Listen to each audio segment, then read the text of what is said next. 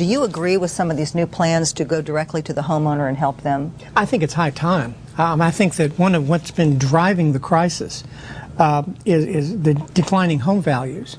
And declining home values are driven in turn by the increasing foreclosures. And we've got to start dealing with the foreclosure problem and with the borrowers out there who have these troubled assets.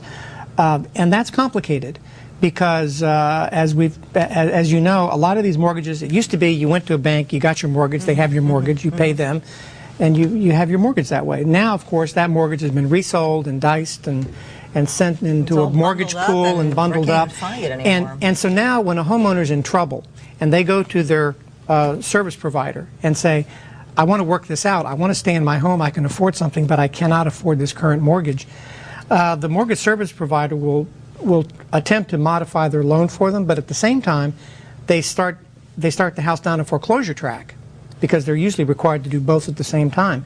And they have no real incentive to work out the loan modification many times because they know on the foreclosure track they're going to get their fees paid, they're going to get costs paid.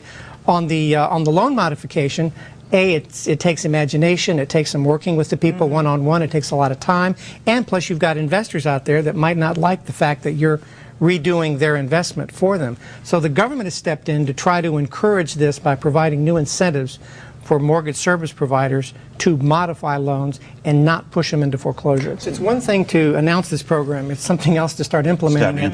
And their goal is December 15th to start this program. And I'm sure everybody out there is wondering, well, do I qualify? What kind of mortgages qualify? How do I go about doing this? And right now it's all in the incipient stages.